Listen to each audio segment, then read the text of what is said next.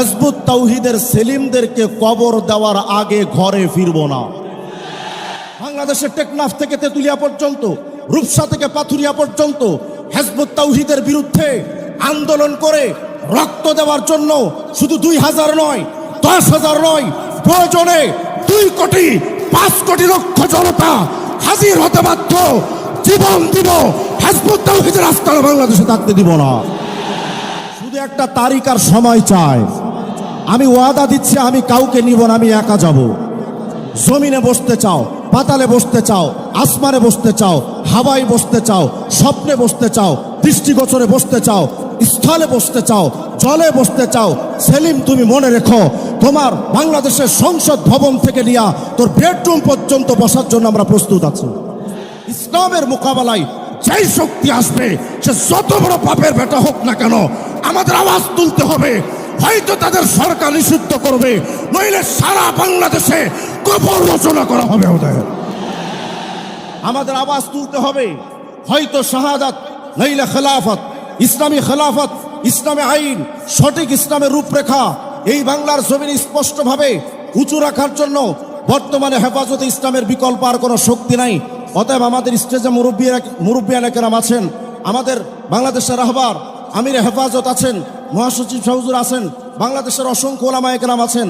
আমি শুধু আপনাদের কাছে, ওলামায়ে কেরামের কাছে আমি একটা আবেদন জানাই, আমাদের রাহবার যারা, আপনারা শুধুমাত্র আপনাদের জবান দিয়ে একটা ভূমিকা শুধু অবতীর্ণ হন।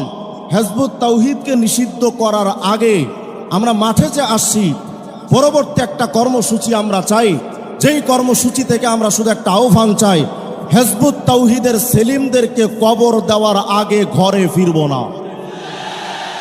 ইনশাআল্লাহ আমি এটা ওয়াদা দিয়ে বলতে পারি।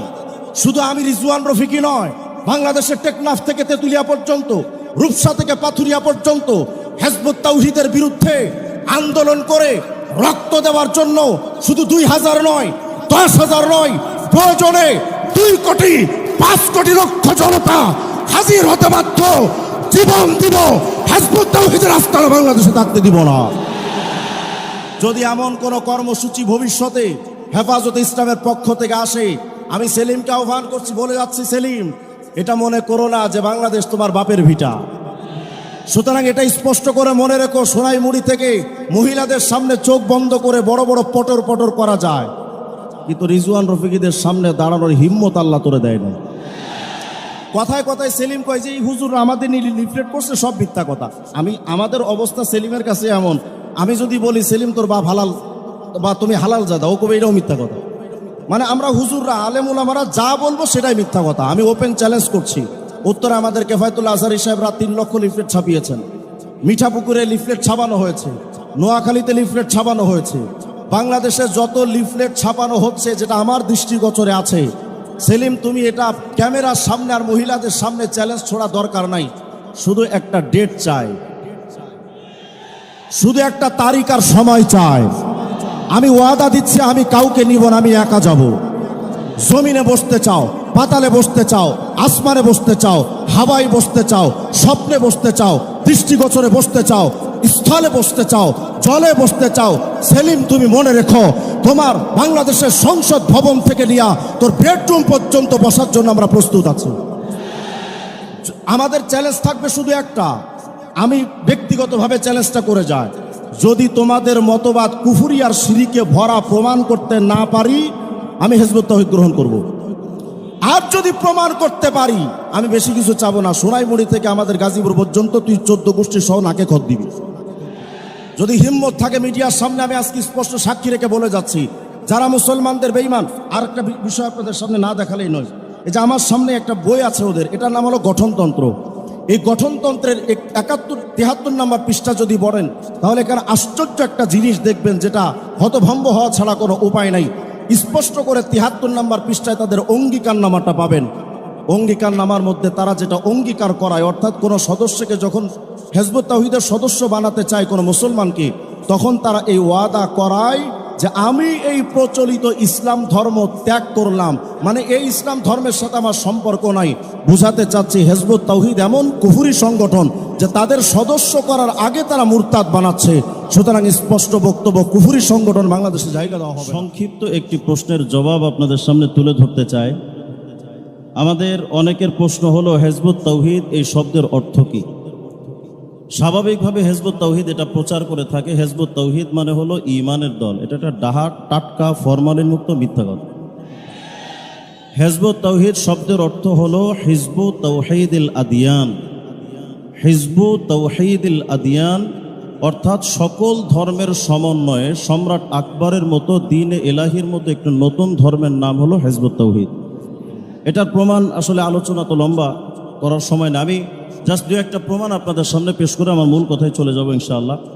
এই যে আমার সামনে একটা বই দেখতে পাচ্ছেন, এই বইটার নাম হলো ইসলামের প্রকৃত রূপরেখা। এটার 22 নম্বর পৃষ্ঠার মধ্যে হিজবুত তাওহীদ লিখছে, বর্তমানের চালু এই ইসলামটা আসলে আল্লাহ রসুলের ইসলামই নয়, খ্রিস্টান ইসলাম। মানে আমরা যে ইসলামটা চর্চা করি এটা হলো খ্রিস্টানদের ইসলাম। তাহলে আসল ইসলাম কোনটা? এই যে আমার কাছে আর একটা বই আছে, এটা মহাসত্যের আহ্বান, পৃষ্ঠা নম্বর 15। এটার মধ্যে স্পষ্ট করে সেলিমরা লিখেছে, এখন এ জাতির সামনে একটি মাত্র পথ খোলা আছে, তা হলো এ জামানার ইমাম, দি লিডার অফ দ্য টাইম জনাব মোহাম্মদ বাইজিদ খান পন্নীর ডাক গ্রহণ করে বর্তমানের প্রচলিত বিকৃত ও বিপরীতমুখী ইসলাম ত্যাগ করে প্রকৃত ইসলাম গ্রহণ করতে হবে। তার মানে এখন যদি কেউ প্রকৃত ইসলাম গ্রহণ করতে চায় তাহলে তার জন্য শুধুমাত্র একটা পথ খোলা আছে, সেটা হলো হিজবুত তাওহীদ মতবাদ গ্রহণ করা। এবং আপনারা জেনে আরও আশ্চর্য হবেন, হিজবুত তাওহীদের ব্যাপারে তাদের মূল্যায়ন আমাদের ইসলামের ব্যাপারে তারা বলে যে এই ইসলামটা খ্রিস্টানদের বানানো। অথচ চলমান সংকট নিরসনে আদর্শিক লড়াই এই বইয়ের 15 নম্বর পৃষ্ঠার মধ্যে স্পষ্ট করে লিখছে যে হিজবুত তাওহীদ সৃষ্টি করেছেন আল্লাহ স্বয়ং, তিনি একে গত 19 বছর ধরে পরিচালনা করে আসছে। মানে হিজবুত তাওহীদ এটা সরাসরি আল্লাহর প্রতিষ্ঠিত, আল্লাহ এটাকে চালান। এখন আমাদের জানার দরকার হলো যে যেই ধর্মটা আল্লাহ বানালেন সেই ধর্মটার মধ্যে আমি আপনাদের কাছ থেকে শুরুতে জানতে চাই, ইসলাম ধর্মের স্তম্ভ কয়টা? এর মধ্যে প্রথম স্তম্ভের নাম ঈমান। প্রথম স্তম্ভের নাম বুনিয়াল ইসলাম আলা খামস শাহাদাতি আল্লাহ ইলাহা ইল্লাল্লাহ। প্রথমটাই হলো ঈমান। কিন্তু আপনারা জেনে আশ্চর্য হবেন, হিজবুত তাওহীদ নাম দেয় অর্থাৎ ঈমানের দল, অথচ তাদের শ্রেণীহীন সমাজ সাম্যবাদ প্রকৃত ইসলাম বইয়ের 52 নম্বর পৃষ্ঠার মধ্যে স্পষ্ট করে লিখছে, আমরা বলি না যে আপনারা আল্লাহ বিশ্বাসী হয়ে যান, মোমেন হয়ে যান, পরকালে বিশ্বাসী হয়ে যান। আল্লাহর প্রতি কে ঈমান আনবে কে আনবে না সেটা তারা আল্লাহর সঙ্গে বুঝবে। সুতরাং আল্লাহর প্রতি বিশ্বাস স্থাপন করানো আমাদের কাজ নয়। তাহলে আমি বলতে চাচ্ছি যেটা, যাদের মিশনের মধ্যে ঈমানটাই নাই সেই মিশনটা নিশ্চয়ই আল্লাহর তৈরি নয়, ওটা শয়তানের তৈরি করা। সুতরাং সেই দৃষ্টিকোণ থেকে এদেরকে হিজবুত তাওহীদ না বলে হিজবুত শয়তান বলাটাই যুক্তিসঙ্গত। দেখেন, আমরা একটু দেখি যে তাদের ধর্ম হিজবুত তাওহীদটাকে তারা মূল বলতে চায়। প্রথম আমরা দেখলাম তাদের ধর্মের মিশনের মধ্যে ঈমানটাই নেই। দ্বিতীয় নাম্বার, আমার হাতে একটা পত্রিকার কাটিং দেখতে পাচ্ছেন। এই যে এই পত্রিকার কাটিংটা হলো দৈনিক সাপ্তাহিক দেশের পত্র সাপ্তাহিক সংকলন, সংখ্যা নাম্বার 24, পৃষ্ঠা নাম্বার 25। এটার মধ্যে তারা লিখছে, এখানেই প্রশ্ন, ইসলামের শেষ সংস্করণ এসে যাওয়ার পরও ইসলাম গ্রহণ না করে পূর্ববর্তী ধর্মবিশ্বাসী স্ত্রী থেকে কেউ কি স্বর্গে তথা জান্নাতে যেতে পারবেন? এর জবাব হচ্ছে হ্যাঁ, অবশ্যই তাদেরও জান্নাতে যাওয়ার পথ খোলা আছে। তার মানে বর্তমানে হিজবুত তাওহীদ বোঝাতে চায় যে শুধু ইসলাম নয়, যে কোনো ধর্ম পালন করে জান্নাতে যাওয়া যায়। আমি জানতে চাই, একটু আগে হিজবুত তাওহীদ দাবি করলো তাদের হিজবুত তাওহীদটাই আসল ইসলাম। যেই হিজবুত তাওহীদের ঈমান মিশনের মধ্যে ঈমান নাই, সেটা কি আসল ইসলাম না ভুয়া? বলেন, আসল ইসলাম না ভুয়া? যাদের ধর্মের বিশ্বাস হলো বর্তমানে শুধু ইসলাম নয়, যে কোনো ধর্ম পালন করে জান্নাতে যাওয়া যায়, সেই হিজবুত তাওহীদ আসল ইসলাম না ভুয়া? যারা ইসলাম শুধু নাম থাকবে বইয়ের 131 নম্বর পৃষ্ঠার মধ্যে লিখেছে দাড়ি টুপি পাগড়ি জুব্বার সাথে ইসলামের সম্পর্ক নাই। যারা বলছে বোরখা এটা শয়তানের আবিষ্কার করা, যারা বলছে যে রাসূলুল্লাহ সাল্লাল্লাহু আলাইহি ওয়াসাল্লাম আজও রহমাতুল্লিল আলামিন হতে পারে নাই, যারা বলছে কবিরা গুনাহ করলেও কিয়ামতে কালেমা পড়নেওয়ালা জান্নাতে যাবে, সে জাহান্নামে যাবে না, অর্থাৎ কিয়ামতে কবিরা গুনাহরও হিসাব দেওয়া লাগবে না। আমি জানতে চাই, ওরা কি আসল ইসলাম না ভুয়া? হিজবুত তাওহীদের আকীদা নিয়ে যথেষ্ট আলোচনা হয়েছে, এখানে আমাদের লম্বা আলোচনার সুযোগ নেই। যেহেতু আমাদের আজকে এখানে আমির হেফাজত সহ আমাদের বুজুর্গ ওলামায়ে কেরাম আছেন, আমি একটি কথা স্পষ্ট করে এখানে বলতে চাই, আমার কাছে বিশেষ করে অনেকে প্রশ্ন করেন যে হিজবুত তাওহীদের এত শক্তি এলো কোত্থেকে। এর সরল এবং সহজ উত্তর হলো হিজবুত তাওহীদের কোনো শক্তি নাই, শক্তি শুধু একটাই, আমাদের নীরবতা। সুতরাং ওলামায়ে কেরামকে জাগতে হবে।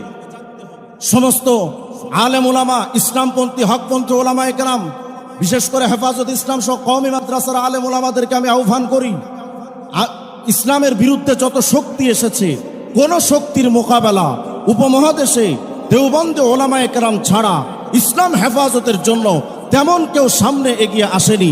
অতএব এটা মনে করার সুযোগ নেই অমুক দল আসবে তমুক দল আসবে। সিদ্ধান্ত নিতে হবে ইসলামের মোকাবেলায় যেই শক্তি আসবে সে যত বড় পাপের বেটা হোক না কেন, আমাদের আওয়াজ তুলতে হবে। হয়তো তাদের সরকার নিষিদ্ধ করবে, নইলে সারা বাংলাদেশে কবর রচনা করা হবে। আমাদের আওয়াজ তুলতে হবে। হয়তো শাহাদাত, নইলে খেলাফত, ইসলামী খেলাফত, ইসলামী আইন, সঠিক ইসলামের রূপরেখা এই বাংলার জমিনে স্পষ্টভাবে উঁচু রাখার জন্য বর্তমানে হেফাজতে ইসলামের বিকল্প আর কোনো শক্তি নাই। অতএব আমাদের স্টেজে মুরব্বিয়ানে কেরাম আছেন, আমাদের বাংলাদেশের রাহবার আমির হেফাজত আছেন, মহাসচিব শাহুজুর আছেন, বাংলাদেশের অসংখ্য ওলামায়ে কেরাম আছেন।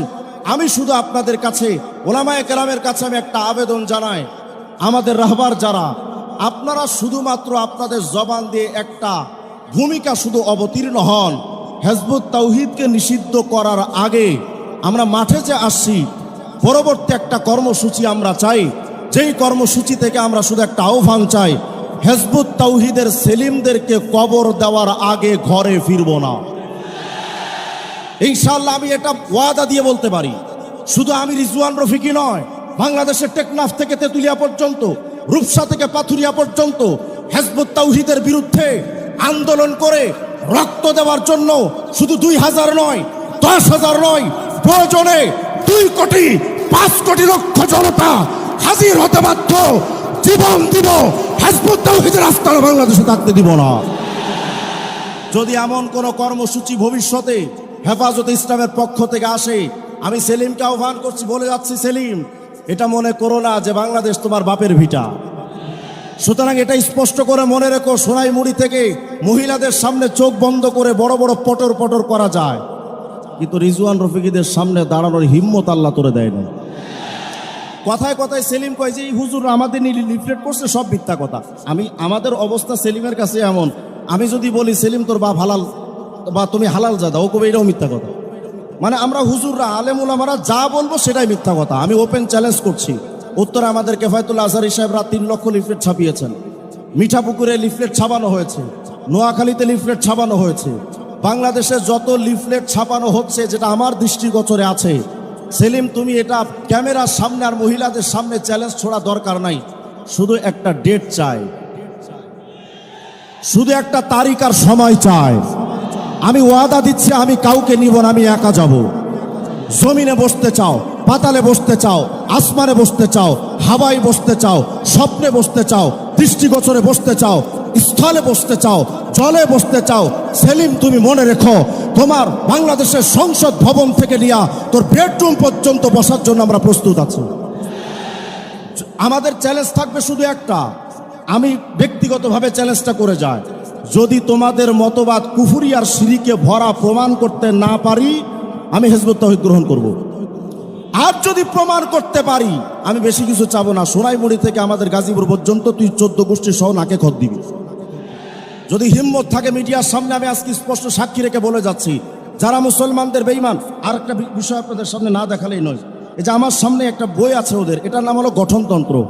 এই গঠনতন্ত্রের 73 নম্বর পৃষ্ঠা যদি পড়েন, তাহলে এখানে আশ্চর্য একটা জিনিস দেখবেন, যেটা হতভম্ব হওয়া ছাড়া কোনো উপায় নাই। স্পষ্ট করে 73 নম্বর পৃষ্ঠায় তাদের অঙ্গীকারনামাটা পাবেন। অঙ্গীকারনামার মধ্যে তারা যেটা অঙ্গীকার করায়, অর্থাৎ কোনো সদস্যকে যখন হিজবুত তাওহীদের সদস্য বানাতে চায় কোনো মুসলমানকে, তখন তারা এই ওয়াদা করায় যে আমি এই প্রচলিত ইসলাম ধর্ম ত্যাগ করলাম, মানে এই ইসলাম ধর্মের সাথে আমার সম্পর্ক নাই। বুঝাতে চাচ্ছি হিজবুত তাওহীদ এমন কুফরি সংগঠন যে তাদের সদস্য করার আগে তারা মুরতাদ বানাচ্ছে। সুতরাং স্পষ্ট বক্তব্য, কুফরি সংগঠন বাংলাদেশে জায়গা দেওয়া হবে না। সর্বশেষ প্রশাসনের কাছে আমাদের আবেদন, ইসলামের প্রকৃত রূপরেখা বইয়ের মধ্যে তারা লিখেছে অস্ত্রের সাথে সম্পর্ক ছাড়া কোনো লোক মুসলমান হতে পারে না।